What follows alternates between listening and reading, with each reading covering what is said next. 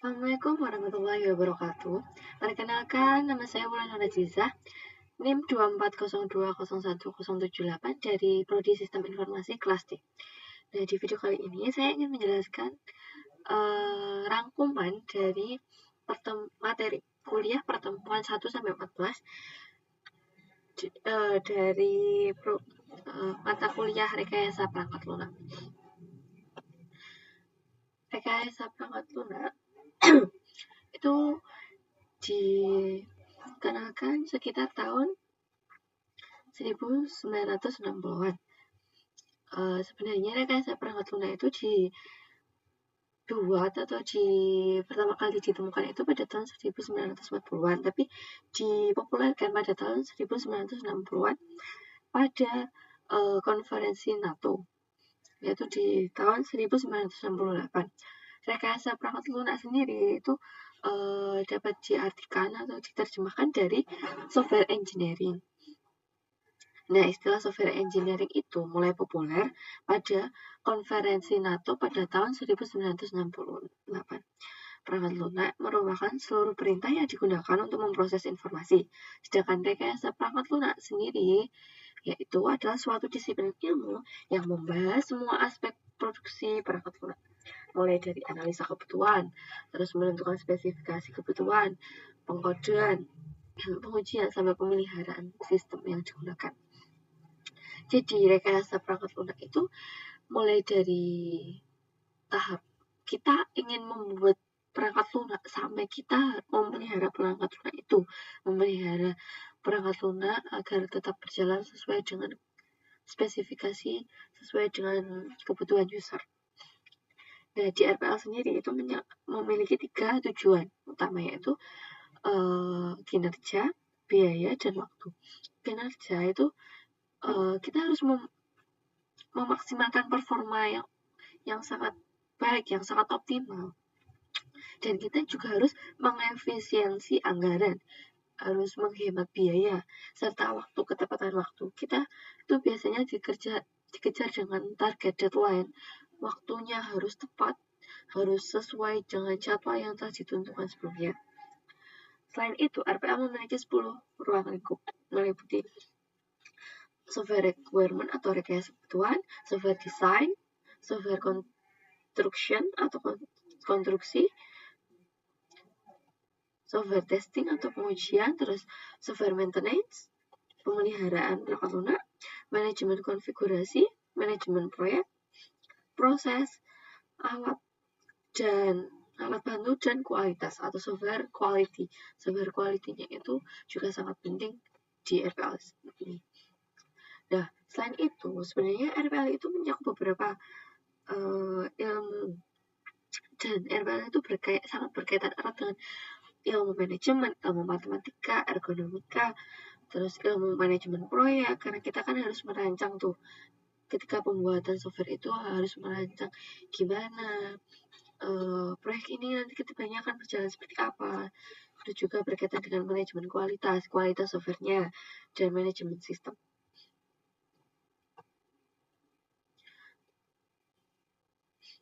Selanjutnya ada SDLC dan kebutuhan. SDLC sendiri merupakan System Development Life Cycle, daur hidup sistem. Nah, proses pembuatan perangkat lunak itu mencakup 6 tahapan SDLC, yaitu ada perencanaan, ada analisis, desain, implementasi, pengujian, dan pemeliharaan. Di tahap perencanaan ini, tim yang akan mengembangkan software ini harus benar-benar merancangkan dengan matang. Nanti kedepannya mau sistemnya seperti apa, berjalannya gimana, itu harus dipikirkan. Terus analisis kebutuhan dan analisis spesifikasi. Analisis kebutuhan user itu mencakup apa saja nih yang user butuhkan di software ini. Terus ada analisis spesifikasi. Kita tuh dari awal harus sudah menentukan spesifikasi sistem yang akan kita buat itu seperti apa. Yaitu ada desain. Di desain itu kita harus mendesain seperti mendesain flowchart, mendesain database, dan lain-lain. Karena itu sangat penting untuk pengembangan ke depannya. Implementasi bisa juga pengkodean implementasi itu dari yang sudah didesain, dianalisis itu masuk ke tahap pengkodean, tahap mengkode, tahap pembuatan sistemnya. Terus setelah sistemnya jadi itu ada tahap pengujian. Sistem ini diuji apakah sudah sesuai, sudah berjalan sesuai dengan desain, dengan analisis sebelumnya. Dan yang terakhir ada tahap pemeliharaan, yaitu setelah sistem digunakan oleh user, kita juga harus memelihara sistem itu.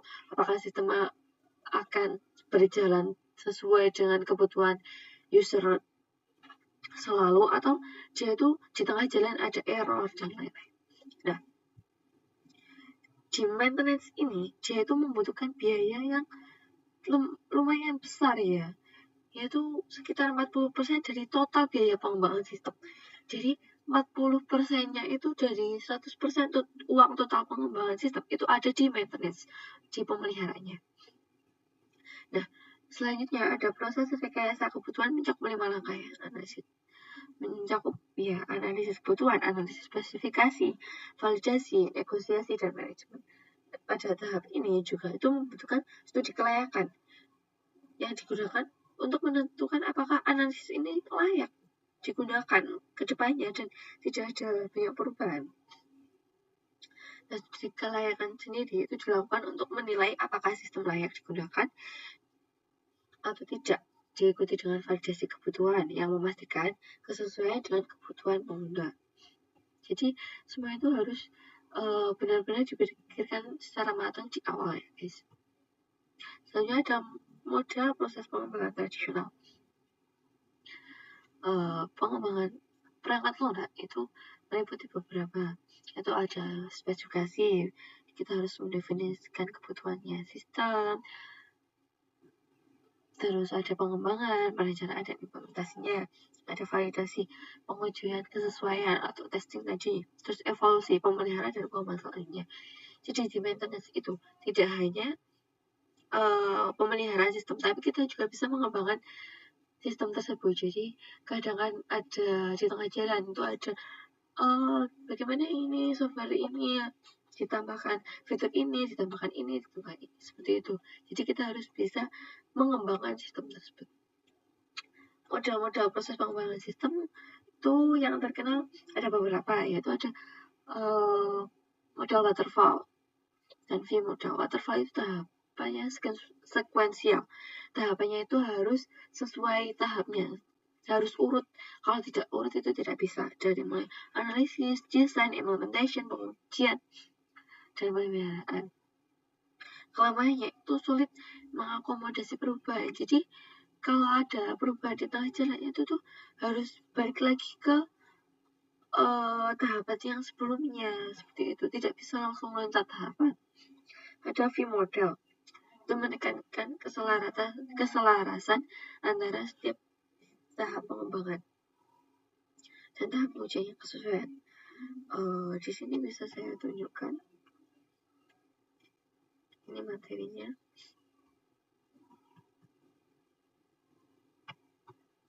Kita materi ke 3. Nah, ini namanya waterfall model. Dia tuh harus tidak bisa loncat dari sini ke sini, tapi dia tuh harus satu-satu, harus berurutan seperti itu. Kalau V model sendiri itu menekankan keselarasan antara setiap tahapan pengembangan. V model itu gambarnya seperti ini. Validate requirement. Jadi dari sini itu bisa loncat ke sini, bisa ini loncat ke sini. Dia membentuk huruf V. Seperti itu. Selanjutnya ada spiral. Spiral berfokus pada analisis risiko di setiap iterasi pengembangan. Prototyping memungkinkan umpan balik awal jadi pengguna RAD.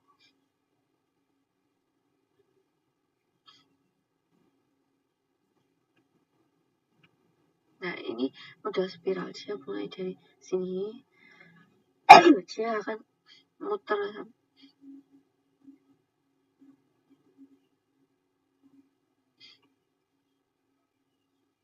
Ada berbagai warna, ada putih.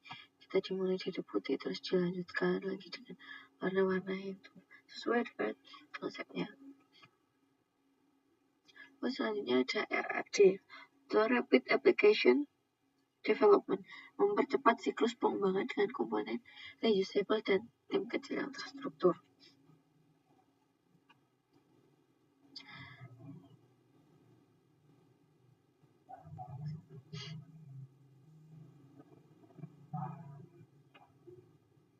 Nah, sebenarnya ada model prototyping model, tapi model ini juga bisa dibilang jarang digunakan ya.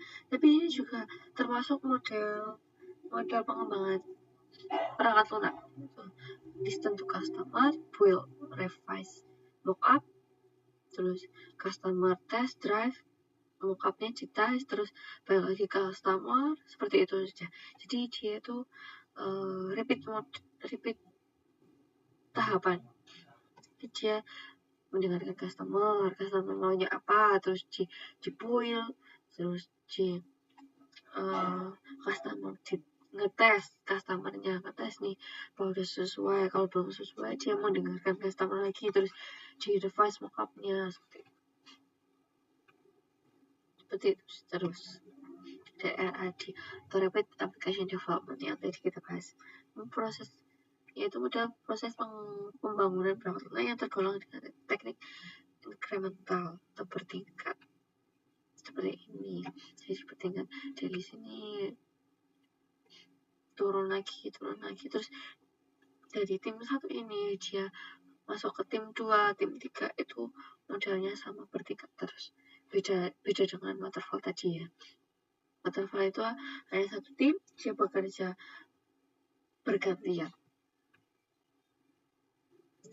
RAD itu juga lumayan sering digunakan, tapi tidak sepopuler yang kita bahas tadi. Ada Agile software development menekankan fleksibilitas dan kolaborasi pada nilai utamanya individu dan interaksi proses dan alat atau tools dan metode dengan perangkat lunak berjalan, dokumentasi, terus kolaborasi pelanggan, negosiasi kontrak, dan respon perubahan itu. Bentuk dari Agile tidak ada gambarnya ya ternyata. Dalam Agile software development, interaksi dan personal lebih penting daripada proses dan alat. Menekankan lebih ke interaksinya kalau Agile seperti itu. Kita lanjut pembahasan ke SRS atau Software Requirement Specification, berfungsi sebagai jembatan komunikasi antara klien dan tim pengembang, membuat kebutuhan fungsional, fitur dan perilaku sistem, serta kebutuhan non-fungsional, yaitu performa, keamanan, dan keandalan. Terus juga ada klasifikasi dan kebutuhan dokumen. Di SRS ini nanti kita juga mengklasifikasikan dan membuat struktur-struktur dokumen yang berkaitan dengan pengembangan sistem. Itu kebutuhan non-fungsional, terus diklasifikasikan berdasarkan produk, berdasarkan organisasinya, berdasarkan eksternal, apa aja ini klasifikasinya. Jadi kebutuhan non-fungsionalnya itu diklasifikasikan secara terstruktur. Terus ada struktur dokumen SRS menyebutnya standar IEEE, mencakup pendahuluan, deskripsi umum, dan spesifik kebutuhan sistem secara lengkap. Jadi apa yang sudah kita analisis sebelumnya itu didokumentasikan dalam bentuk sebuah dokumen yang nantinya itu digunakan untuk pengembangan, dan itu digunakan sebagai panduan atau buku manual, buku pengembangannya, buku manual pengembangan sistem. Jadi ketika nanti kita sudah mengembangkan itu ada yang terlupa, oh ini harus apa, kita bisa membuka dokumen ini. Hanya kita rekayasa sistem. Rekayasa sistem adalah disiplin ilmu yang mengintegrasikan berbagai elemen untuk membangun sistem berbasis komputer. Elemen utamanya yaitu ada software atau perangkat lunak, ada brainware atau manusia, ada hardware perangkat kerasnya. Brainware ini manusia yang menjalankan sistemnya ya, dan database. Kalau tidak ada database, data yang sudah dimasukkan brainware ini akan ditaruh di mana. Jadi database itu juga sangat penting. Nah, untuk definisi sistem sendiri menurut Webster itu kumpulan objek yang saling berhubungan untuk mencapai tujuan tertentu, untuk mencapai suatu tujuan. Bentuk rekayasa sistemnya itu ada business process engineering atau merancang ulang proses bisnis agar lebih efisien, ada product engineering atau mengembangkan produk berbasis teknologi. Dan 5 faktor penting dalam pemodelan sistem ada hierarki, partisi, abstraksi, ketergantungan, dan aliran informasi. Yang menurut saya penting itu ada aliran informasinya, itu harus mengalir kemana nih informasi yang kita dapatkan. Selanjutnya ada prinsip perencanaan dan gaya arsitektur. Perencanaan perangkat lunak adalah proses mendefinisikan struktur komponen antarmuka dan properti sistem untuk memenuhi kebutuhan. Komponen arsitektur software mencakup modul, koneksi, dan konfigurasi. Ada 4 objek perencanaan. Ada data, yaitu struktur dan basis datanya. Ada arsitektur, hubungan antar komponen. Ada antarmuka atau tampilan untuk interaksi pengguna dengan sistem. Itu dijembatani oleh antarmuka pengguna. Ada prosedural, logika, dan algoritma di sistem sendiri. Analisis aliran informasi menggunakan DFD atau data flow diagram. Itu transfer analysis mengidentifikasi arus masuk dan keluarnya data. Transaction analysis transfer analysis ya tadi. Terus ada transaction analysis memisahkan jalur transaksi.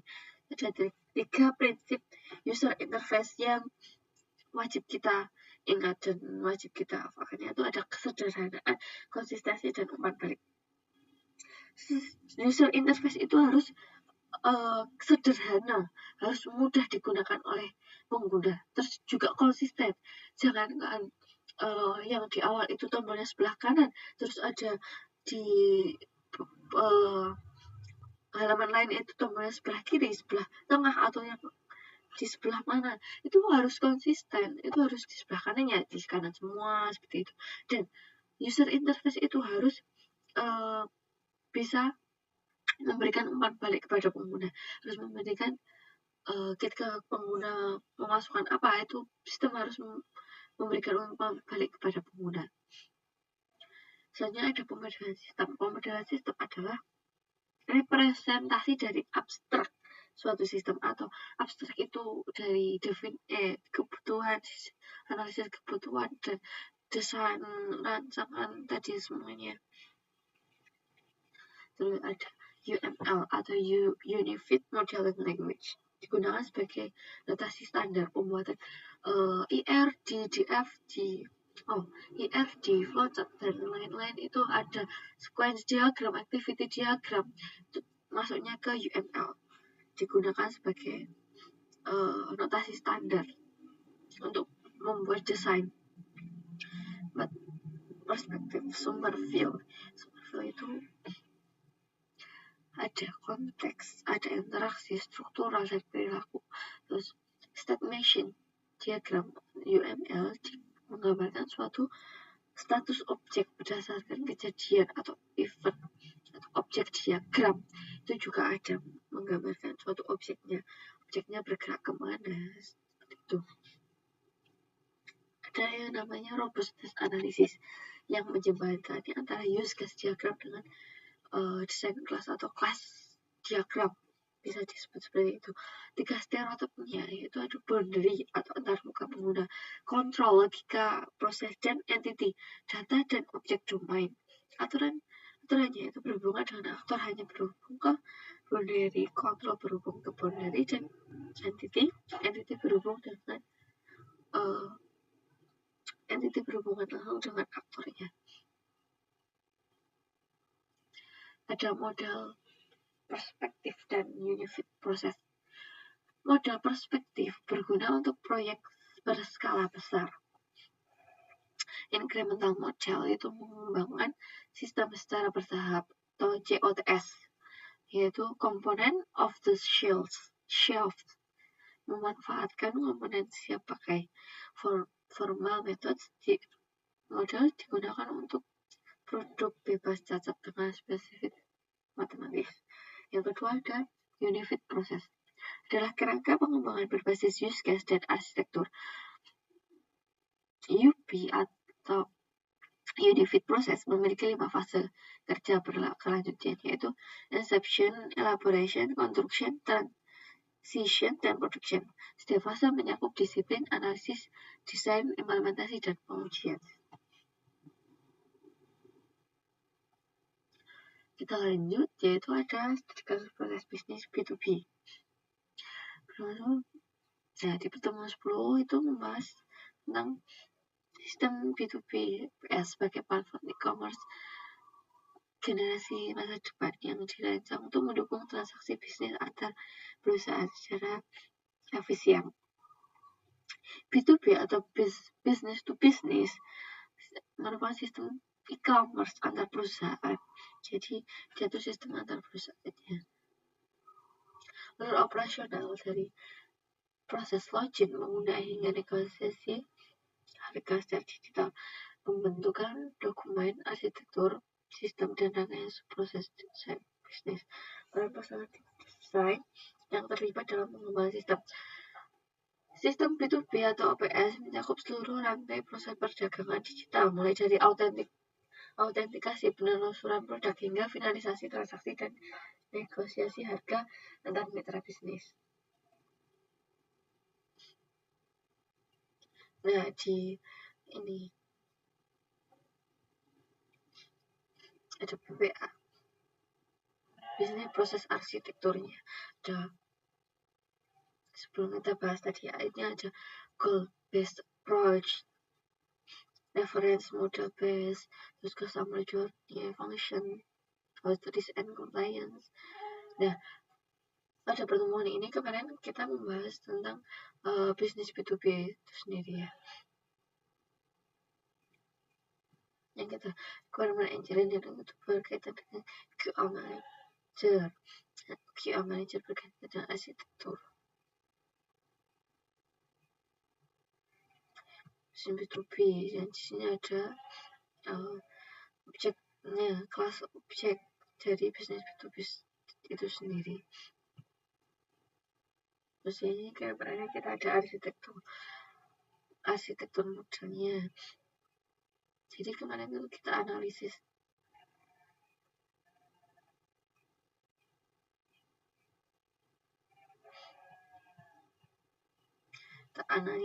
B2B itu sendiri, business to business. Jadi itu pembuatan sistem antar perusahaan, arsitekturnya. Kita lanjut ke pembahasan selanjutnya. Ada kebutuhan fungsional B2B OPS. Cakupan fungsionalnya sistem mencakup 4 kebutuhan awal, yaitu ada customer login atau autentikasi pengguna bisnis, ada browse and search product device atau mencari katalognya. Kan ini bisnis, jadi mencari katalog, pencarian katalog, select and add to shopping cart atau pemilihan produk, terus masuk ke keranjang, terus di check out, terus generate final order atau pembentukan pesanan akhir.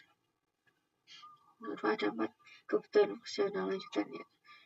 Yang kelima, accounting check, verifikasi data keuangan pembeli, terus invoice processing, itu pemrosesan faktur transaksi atau pembuatan invoice, terus generate shipping slip, itu pembuatan slip pengiriman, terus ship produk atau pengantaran produk, eksekusi pengiriman barang ke pelanggan. Jadi langkahnya tuh ada 8 langkah itu ya, mulai dari customer login sampai ke pengiriman produknya. Jadi di kebutuhan fungsional bisnis B2B ini dipikirkan semuanya ini dari 8 proses itu. Abstraksi kelas katalog.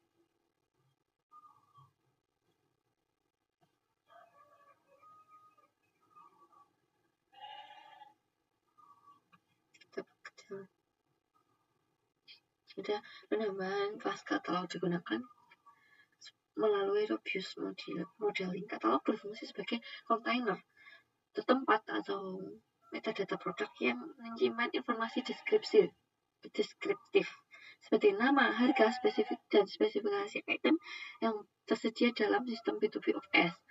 Katalog kelas berbeda dari inventory database. Katalog mengelola metadata produk untuk keperluan browsing dan pemesanan, sedangkan inventory database itu mengelola data stok fisik secara terpisah. Pemisahan ini memastikan fleksibilitas dan skalabilitas sistem. Ada evaluasi arsitektur NFR. Pengujian atribut kualitas pada arsitektur perangkat lunak sangat penting untuk memastikan sistem memenuhi kebutuhan non-fungsional